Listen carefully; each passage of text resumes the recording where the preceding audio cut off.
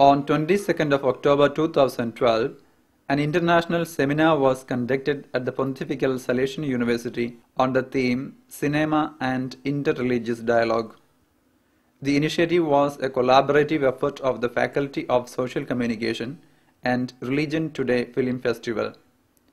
It is the 15th Religion Today FilmFestival this year. The seminar began with a welcome speech by the Dean of the Faculty, Professor Mauro Mantovani, who welcomed the resource persons and participants. This was followed by the introductory speech by Professor Carlo Nanni, Rector of the University, after which Dr. Katia Malatesta, Director of the Religion Today Film Festival, made her address presenting the theme. The seminar was attended by the students of the faculty, a group of guests, and the following speakers. Fasam Amin Salehi from Iran is a lecturer, writer, journalist, and a poet. He spoke on the topic, the relation between world cinema and religion after World War II. Kjartan Salvesen Lier from Norway, professor at Volda University College, is a film critic and vicar. The title of his presentation was Religion, Conflict and Film, the Promise and Problems of Film in Interreligious Dialogue. Gilly Mendel from Israel, Director of the Department of Film and Media Education at the Jerusalem Film Center and a member of the European Film Academy. In her speech, she explored the theme Israeli Cinema, Short Reflections on Conflict, Religion and Violence. Carlo Tagliabue from Italy, Director in RAI, University Professor, Journalist and Film Critic. He presented the theme In Search of a Possible Peace, Contemporary Cinema Between Representation of the Real Conflict and Prophecy. Augustine Loorthusamy from Malaysia. He is the President of Cygnus, World Catholic Association for Communication. He spoke on the theme Dialogue as a Way Towards the Solutions of Conflicts and an Education to Peaceful Relations Among Religions. We present now the speech by Augustine Loorthusamy. We apologize for the image quality due to poor lighting during shooting, but the content of the intervention deserves our attention. So my perspective is from Asia Pacific. So 2/3 of the world's population is in Asia. And most of the major religions are in Asia. So both population and religions are there, which means we have to communicate with one another. So if you think if you are a Christian you can convert everybody, that's the first mistake. See, so that's my first statement. We must engage with the other. Okay. So my friends, in the context of this presentation, dialogue can be seen as an exchange of discussion between representatives of parties to a conflict that is aimed at resolution. So the objective is to find a resolution. Dialogue, says David Bohm, is careful listening to other people's perspective rather than to convince, can open the door to a deeper understanding of complex issues and be a bridge to international peace. My friend from Israel told me the two important words, love and peace. And I think the important thing is here is listening. That's the third one. You have to listen. The inability to let go your perceived notion of truth and a lack of openness to the perspective of the others causes continued conflict among people and nations. I know best. How do we see the Catholic Church here? Yes. So in my experience in our part of the world, these are some of the mea culpa problems we have. Not just the Christian church, but must be Catholic. So Catholic Church is most important. Do we often try to use our power of persuasion to convince the other to come to our way of thinking? The fact remains that a person convinced against his will is of the same opinion still. We were trained, okay, if somebody asks you about Jesus Christ, what are the excuses you can show that Jesus is the Son of God? So before the other guy can ask, you must already have the answer. So at the end, you will demolish his argument. You must win at all costs. That's a good Catholic. So conflicts continue to rage due to hardline positions taken by one party or another. We refuse really to engage with the other in an open dialogue without preconditions because we want to win. This is the sickness of conflict resolution. He loses, I must win. And that is the biggest weakness. If we are to talk about peaceful coexistence, then we need to be quite clear of our own position. Do we really want to live together, respecting each other's faiths, or our motive is really to convert the other? Yes.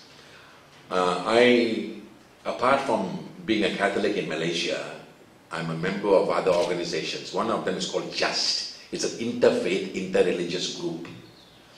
And we organize seminars to bring young people from different faiths to come and just be there to dialogue. And I mentioned this because I just want to say one point. We were all in a circle, all young boys and girls from different faiths. There was one boy, he was a Sikh, from the Sikh religion. Okay? And before we started, he said, please forgive me. My father told me to come, but I don't believe in God. So will you accept me in this group? I was surprised. All the young people said, of course. We want to know why you don't believe in God. And in the end, he was the most accepted boy in the group because he spoke up what he felt. He wanted to be an authentic person. He didn't want to just pretend to be a Sikh when he did not believe in God. You see? Maybe he thought, I don't believe in God. Maybe, but this is one experience I want to share with you. That means we have to respect each other even if you say, I don't believe in God. We cannot exclude. We must be learners, not converters. There are many paths to God. So from my experience, when I started communication, I wanted to convert. So if anybody submits a project for radio, especially from India, we have 200 million Hindus who can be converted. So please approve this radio station. And I said, yeah, we must. And now I know I made a big mistake. In Asia, the cradle of the world's religions, the only way to dialogue is to move on an interfaith, intercultural plane. For the millions who are poor and marginalized, religion is a non-negotiable part of one's identity. This is something we have learned the hard way. For the poor and marginalized, they come and tell me, we have no food, we have no clothes, we have no friends, we only have our God. And you want us to change our religion? So for them, you don't touch the religion in any way to make them change so that you will get a benefit. To accept and understand that is the first step towards peaceful coexistence. So much conflict can be removed if we accept each other. The well-known Catholic theologian Hans Kuhn says, there is no peace among nations without peace among religions. And my country is full of that. We have Muslims, Hindus, Buddhists, Sikhs, all kinds of Pentecostal groups, you name it, we have it in Malaysia. And the only way is we have to be able to work together in peace. Number two, no peace among the religions without dialogue between the religions. No dialogue between the religions without global ethical standards. And no survival of our globe without a global ethic. I will give you one example in Malaysia. We had the interreligious dialogue and the Muslims refused to come. So I asked, why are you not coming? There is only one religion, Islam. So you all don't belong. So we don't need an interfaith dialogue. There's only one religion. Because Islam, Prophet Muhammad is the last of the prophets. Jesus Christ is a prophet before him. So prophet is the last. So we don't have to dialogue with anybody because we have the final. So how do we handle positions like that? Only with great understanding and kindness. Because it makes you pretty angry. The moment somebody says we are the last, we don't need to participate. But eventually that person came to participate. Because I think he realized that this is too much of a hard position. Anyway, so Hans Kung has been very active in this global ethic issue, and I think there's a lot of information on the internet about Hans Kung and his movement, including the Konrad Adenauer Foundation, their great contribution to peaceful coexistence. A new communication paradigm to overcome distrust and suspicion is necessary. Only then can there be real dialogue. Any attempt for real dialogue must be undergirded by an adherence to certain mutually accepted ethical standards. My friends, there is great suspicion, especially among other religions. They always identify Christianity with the superpowers. And the superpowers like the United States and the European Union is trying to use religion to suppress them. So this distrust must be alleviated. A famous missionary, Albert Schweitzer, he said, without a code of ethics, we cannot have a healthy society. And in 1993, the Parliament of World Religions in Chicago came up with 6 basic principles for a global ethic, which was accepted. Number 1, treat others as you would like to be treated. That's the golden rule. We found out in all religions, including the indigenous religions, those tribal people, they also have this. Do unto others as you would have others to do unto you. Do not hurt others because you don't want them to hurt you. So number 1. Number 2, every human being must be treated humanely, even in death. Have respect for life, deal honestly and fairly, speak and act truthfully, and respect and love one another, and be responsible for your partner's happiness. Now this is a very critical area. We all work for our own happiness, but to be other-centered is in this modern world of today, the other-centeredness has become self-centeredness. Look at me, I'm big. So this is a very important part which we all could agree to. If we practice this in real life, then 3 things can happen. 1, commitment to a culture of non-violence and respect for life. Commitment to a culture of tolerance and a life of truthfulness. An openness to dialogue based on mutual trust. This practice is not only for persons and institutions, but also for the media at large. Today we have a very untrustworthy media. It's a global phenomenon. It is important that we have a better understanding and appreciation of the different world religions and faiths, and a better knowledge of the common moral values and ethical standards which these religions share. People from all religions know very little about one another. Even as we live out our own faith and beliefs, it must always be with an eye for the other and the other's well-being. I'm sorry, because that's not how I was brought up. When I was a young boy going to catechism class, I was told that Martin Luther is in a very special place in hell. Yeah, and you dare go to a Protestant church, let alone go to a Hindu temple. I was terrified of going to hell, but now I know my parish priest said there's no hell. Yeah, openly he said in our homily. Yeah. It will be very difficult to talk about dialogue when we don't know the other. How much are we aware of each other's religions? Are we even interested? We cannot really live together without engaging with the other. Have we visited one another's homes? Have we talked to the people of other faiths? Have we visited their places of worship? Have we invited them to our institution for a sharing? Have we organized a forum or any activity where we have invited the other? This guy, Peter Senge, says, collectively we can become more insightful, more intelligent than we can if we are individuals. What about the media, including the information communication technology? What role does it play in promoting peaceful coexistence among nations? What rules does it play by?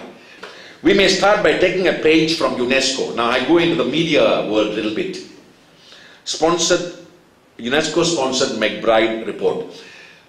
In the 1980s, the United Nations felt communication is a very important part of the development of the world.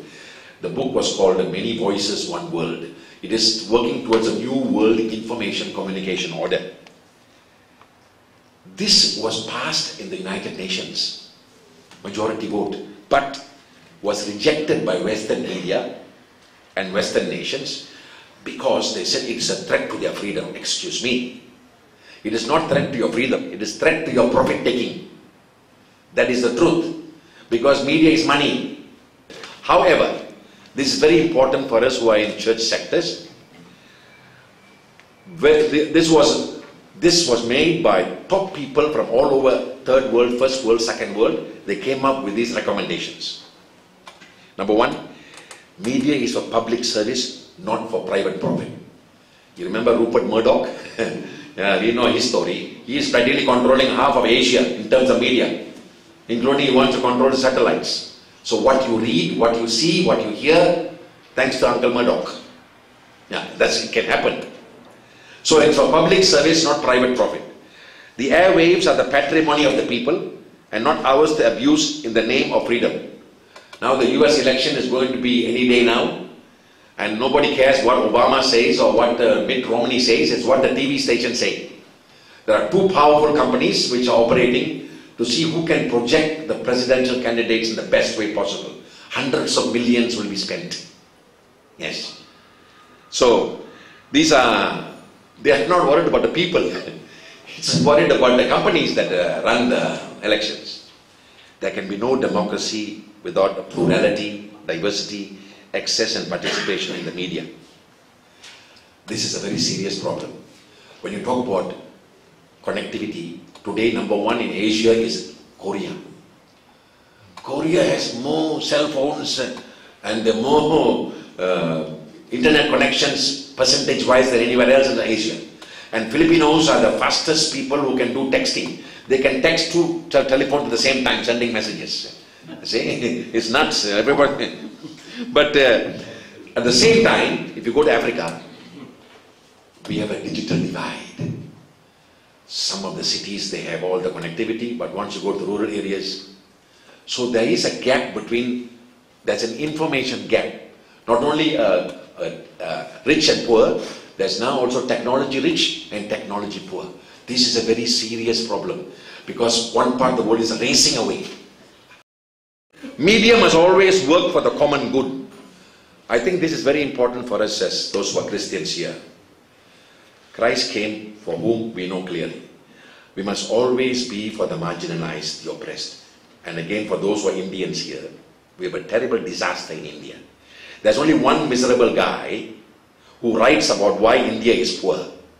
But there are hundreds of journalists who write about Bollywood, Hollywood, fashion, football, cricket. There are more journalists writing about those things than about why people are poor, why people are marginalized, why people have no houses. So we have less journalists writing about those things which are most important, but more journalists writing about the color of your shoe and whether your shoe must fit with your head, God knows. So this bias for the poor, the marginalized is what makes us special, what makes us true communicators. And this is what will bring us respect with people of other faiths. There's a common thread between all religions. Be concerned for the weak, the oppressed. With freedom comes great responsibility. And I think my brother from Iran already spoke about how people get hurt. Remember, for many people who are poor and marginalized, religion is a non-negotiable identity. So if you go and say bad things or draw bad things about Prophet Muhammad, you are touching millions. There are 1 billion Muslims in the world. So we have to understand, be sensitive to people's feelings about religion. And with great responsibility has to be exercised. journalists must be protected from corruption and intimidation. In many countries in Asia, we have what we call envelopmental journalism. You know, they put money in the envelope, and that's why many journalists have a pocket here. So the pocket can easily put inside, so that you can write nice things. It's called journalism called ACDC. Attack, collect. So they attack you, and they collect money from you for not attacking. Then they defend you and collect money for defending you. So they get money both sides. You see, this is a kind of envelopmental journalism. And today, government people and politicians are the first fella to intimidate, harass and buy journalists. Yes, and this is my experience. So, media must reflect values by being sensitive to the cultures of the other. Now, these are what Sean McBride, the great man who died, together with top journalists from around the world, came up with these guidelines, brilliant guidelines. And yet this was set aside. Media can play a great role promoting a culture of peace among countries, races and religions. What is the reality? The reality today, our media has sold itself, unfortunately. I do agree there are brilliant journalists who give their lives for the sake of the truth, but the truth will set us free. But more and more, many of our students, including my own son, he resigned. He's a journalist, my son. He worked in the top newspaper in Malaysia for 2 years, but he could never write the truth. He resigned and left. So I lost my son for the truth. So he's left the country. So today it's very difficult to be a person of integrity and honesty in this media world. Either you play ball or ship out. That's it. It's the bottom line. What is the profit? That's how it operates. The results have been weighed and found wanting. Now, this is especially for us who are in media work, in our church settings. Media ethics. Be honest and fair in your reporting. Do not stereotype. We have talked about this. We have seen the movie clips today. Be biased towards the poor and the vulnerable. Be respectful of cultural diversity. Be accurate in your reporting and verify your sources. Raise and reflect public opinion. This is where we are also failing. The truth is in the people, not in the journalist. We have to go down to the people. What hurts them? What makes them happy? What irritates them? We have to find out. Same thing with religion. What is their position about Jesus Christ? What is their position about? These things are important. Media must serve as a forum and clarify goals of society. Yes, this is a great opportunity for us when we celebrate World Communication Day. In fact, we can have a whole week of forums. Be a guardian of human rights. What you do to the least of my brothers, you do unto me. For me, it's very, very clear. And the risk is there. Yes, we must walk the talk. In the last few months in Malaysia, I have been tear gassed twice. Yes, you know tear gas? Because I went on a march for clean and honest election in Malaysia, which is coming very soon. Respect for the privacy. This is another big, big problem. And the media are paid hundreds of thousands to take the picture of Kate, the Middleton, the wife of Prince William, just to see the naked body. They were paid. So this kind of privacy problem is a continuing perennial problem. Paparazzi. As you have rights, you do have duties and obligations. This is a very Asian thing about your rights cannot be without any obligation. You must have obligations and duties. Do your duty. This is Confucius said. Duty first, right afterwards. Okay? Be accountable and be prophetic. This is another big problem in the church today. We are supposed to announce the good news and denounce the bad news. We forget the denouncing part. We only announce. That's why our newspapers in the Catholic Church never sell. Maintain your independence and be aware that businessmen and politicians are ever ready to buy, threaten and co-opt media personnel. Real democracy is not possible without a free media and who can take their place as the fourth estate. But today's mainstream media is not playing that role of the fourth estate. I mean, the first estate is the executive, the second estate is parliament, the third estate is the judiciary, and the media is supposed to be the fourth estate, the watchdog, to make sure the government do their job. But if the media is also co-opted, then we need another dog to watch the watchdogs. So that's a problem, you see. So we have a serious situation. If the mainstream media, including RAI and everything else, including religious media, neglect its duties and responsibilities, then they face rejection and alienation. It's already happening, and I openly tell to our bishops and priests, your media sucks, because people are not reading it. Today's world of connectivity, Facebook, YouTube, Twitter, enables the flow of information and knowledge in an unimaginable way. Citizens with mobile phones have become reporters. You know, you should go to Australia, not Australia, in Korea. They have a citizens phone newspaper. Okay? You can't hide and cover up. You will be exposed. That means we cannot even predict what is going to happen in 10 years' time. That is how fast things are going to change.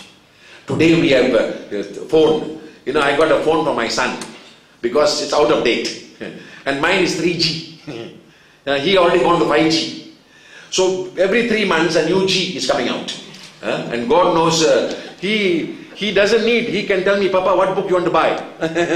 He will tell you which book is available in eBay and what bay. He knows. It is the cellular phone and the iPod that is going to be the library of tomorrow. So what I'm saying is, exponential change and growth is taking place. And if we do, I'm not expecting us to be able to control this, but at least we must become aware. In Cygnus, which I am the president, we are trying to practice how we can reflect Jesus Christ's message in a way that will include all peoples, interfaith and intercultural. We are convinced that intercultural and interfaith relations, engagement with the secular media, communication and spirituality, media education, production and distribution, film and film festival, and advocacy. These are the directions of Cygnus. And that's why what Religion Today is doing is perfectly in line with what we are doing. Because Religion Today brings forth all the struggles and anxieties of our people in real life, in celluloid, in cinema, 24/7. And that is why it is important. And it advocates. We have to walk the talk. Cygnus aims to be a network and inspires, educates and transforms our society, building a culture of peace. That's our vision. We want to network with everybody, both the secular and the sacred. That's what we say. Our mission to engage with media professionals and support Catholic communicators to help transform our cultures in the light of the gospel by promoting human dignity, justice and reconciliation. In a conflict-ridden world, reconciliation is the answer to reach a culture of peace. Cygnus is its members. We are in more than 100 countries. It's officially recognized by the Vatican as a Catholic organization for communication. Its president, that's myself at the moment, is the member of the Pontifical Council for Social Communication with consultative status at UNESCO and the Council of Europe. We have our representatives there. Cygnus members ask questions, challenge injustice, champion gospel values, and promote reconciliation through radio and television, website, media education, film appreciation, advocacy, formation, reflection, and representation. We know in many countries, the mainstream media is often controlled by big business and overzealous governments to legitimize their rule. And I can clearly say that is true in my country at the moment. Our children are faced with unsustainable materialistic trends that harm society, contributing to a culture of violence and death, and taking it away from a culture of peace. Media education becomes an important part of Cygnus work, helping our people to understand the gift of God, which is the media. The diversity of cultures and variety of professional experiences found in Cygnus gives rise to creative applications of communication for social transformation and development of cultures. So concretely, our interfaith response Cygnus uses culture and cinema to dialogue with other faiths. An increase in interfaith juries in Tehran and Bangladesh is an example. Film awards in Sri Lanka, Thailand and Hong Kong, Indonesia. Partnership activities with the Catholic Media Council, the World Association for Christian Communication, Deutsche Welle in Global Media Forum. On cinema, Cygnus has a threefold policy towards cinema. The first is that of supporting Catholics who work in cinema, cinema makers, writers, reviewers, researchers, cinema, those who make cinema, those who write for cinema, and those who review cinema. The second is that Cygnus is the bridge between the church and the professional world of cinema. I think some of you may know my former president, Father Peter Malone. He's a very interesting person. He's still very active. A guy who sees movies every day. Yeah, apart from saying Mass. As president of Cygnus, I'm often between the secular and the sacred. It is not a bad position to be in, actually. It's good to be in both sides. On one side I see the bishops, on the other side I see film directors. Good. The third is fostering an ecumenical inter-religious dialogue through media and especially through film. In that sense, in more than 15 festivals, Cygnus collaborates with Protestant organizations like Interfilm, members of the Orthodox churches and representatives of Muslim communities. Through media education, by helping develop the capacity of the public and in particular young people to acquire an active attitude, a critical distance and a freedom to make informed judgments about the media. I do not have much confidence in mainstream media, my friends, because it is owned by people who are looking at bottom lines. There are more possibilities on the net, the internet, but it too needs the same code of ethics. Today anybody can write anything, nobody. In fact, when I give training programs, I have to give them some phone numbers, how they can report internet abuse. There are phone numbers, for your own government and also from the FBI, those who abuse you. What subject areas must media education touch? If our media education is only going to talk about religious things, then we are lost. Part of media education for a culture of peace. I put on the board. Every year we produce 14 billion bullets. Bullets for shooting? 14 billion bullets are produced every year. Enough to kill everyone twice. Because we've got 7 billion people in the world. What's the purpose of it? Why are 26,000 children dying every day out of hunger? These are questions media education asks. Why are people still put in solitary confinement? Because human rights determine. The Article 19 of the United Nations says, nobody should be put in jail alone. Even in jail you need somebody to talk to. So these are some of the questions we ask. Economic questions, political questions, social questions, religious questions. If not, media education does not have meaning. There is no subject under the sun that the church should not touch. Nothing is taboo. You cannot silence me. If people want to talk, we talk. You trust the people.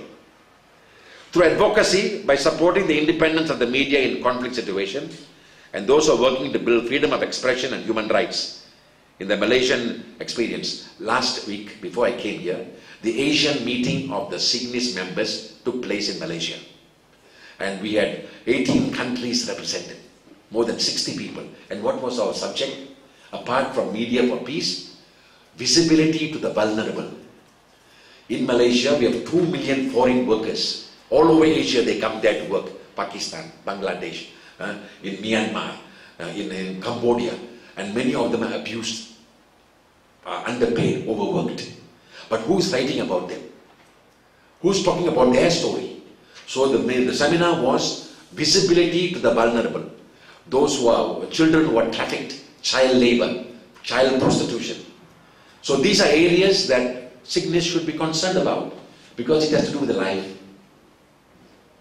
You see, so, and that is why I mean by advocacy. What do you stand for?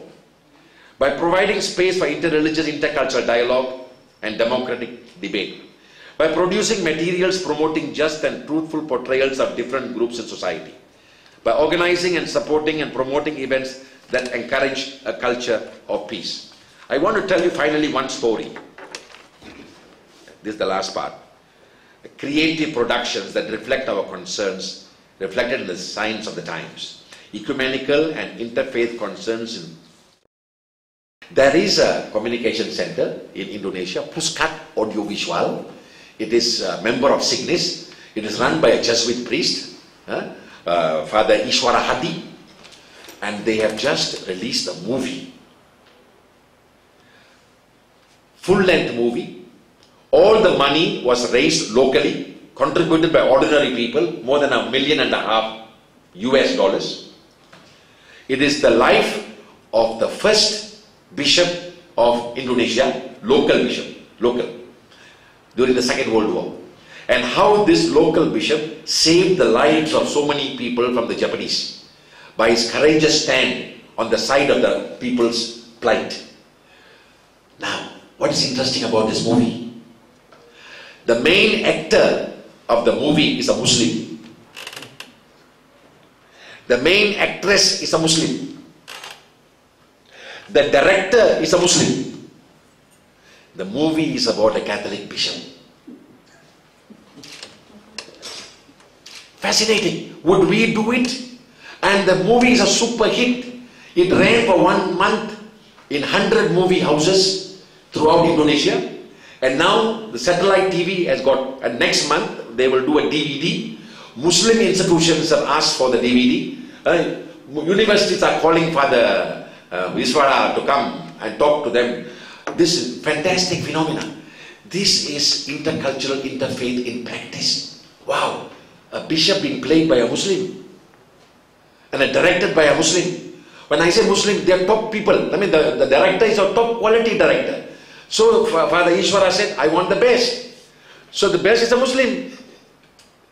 But to take the risk, what will the Catholics say if they find out? What will the Muslims say if they found out? But the only way to find out is to do it. And the guy did it. So now he is going to be invited to film festivals, I'm sure. And I will give you the brochure before I leave. So Father Ishwara, this is for me is the beginning of conflict resolution.